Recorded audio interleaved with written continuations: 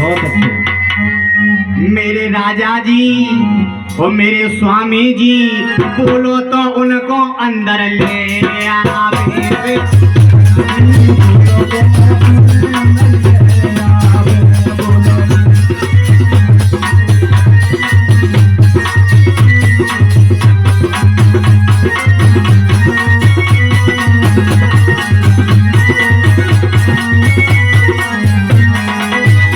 मेरे राजा जी ओ मेरे स्वामी जी ओ मेरे राजा जी, बोलो तो उनको अंदर ले आओ।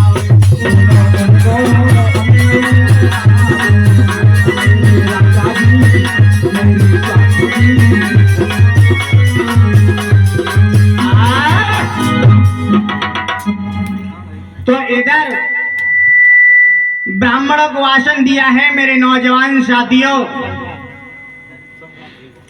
राजा जेवर सिंह कहने लगे, आज मुझको अपार खुशी है जो कि आज मेरे दरबार में ब्राह्मण पधारे हुए हैं। सभी ब्राह्मणों को प्रणाम किया है, बोले आयुष्मान। और सुनाओ क्या बताएं, आज मेरे वो भाग्य है जो कि आज मेरे दरबार में सभी ब्राह्मण देव पधारे हैं। सभी ब्राह्मण देव को जेवर सिंह का प्रणाम स्वीकार हो।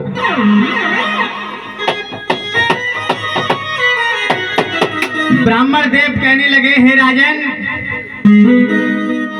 हमको क्यों याद किया है, क्यों बुलवाया है? तो आज राजा जेवर सिंह दुखी होकर के और सभी ब्राह्मण से कहने लगे, हे ब्राह्मण देव, अपनी पत्राओं को खोल करके देखो कि हमारे जीवन में क्या लिखा है, कि हमारे जीवन में क्या लिखा है।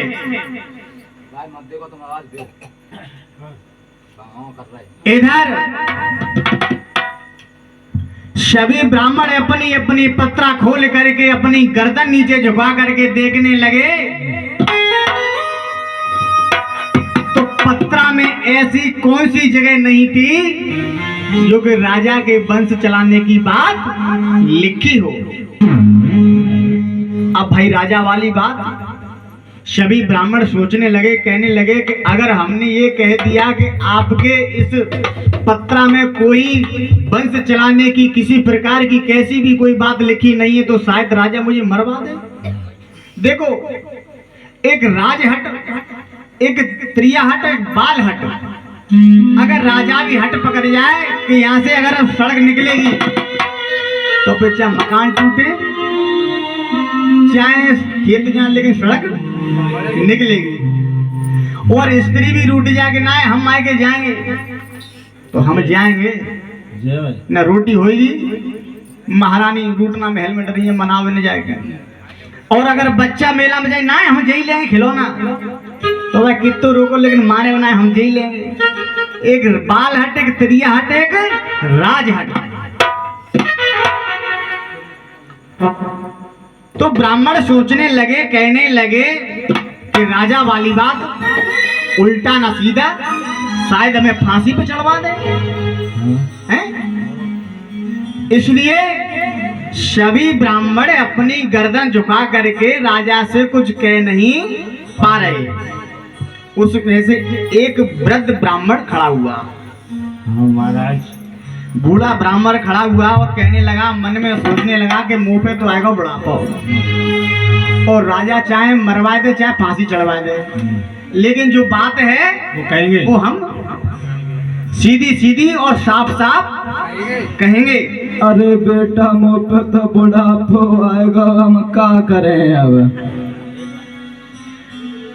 हे ब्राह्मण देव, हाँ लाला, जैसी आपकी इच्छा, जो अपने मुखारबिंद से आप कहना चाहते हैं वो कहिए, निश्चिंत होकर के कहिए।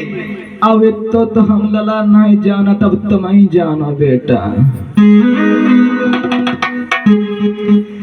तो आज ब्राह्मण कहने लगा है कि वृद्ध ब्राह्मण जो कहे, क्या कह रहा है? और हे बांगड़ के चौहान, तू 7 जन्म राजा नहीं, तेरे होएगी नायसन। आज बूढ़ा ब्राह्मण कहने लगा, हे राजा, तेरे 7 जन्म तक कोई संतान होने वाली नहीं है। जब इतने शब्द राजा ने सुने तो राजा के पैरों तले जमीन खिसक गई। राजा कहने लगा, ये क्या हुआ? तो राजा बड़ा ही दुखी हुआ है, सोचने लगा कि अब मुझे क्या करना चाहिए, ऐसे जीवन से मुझे मरना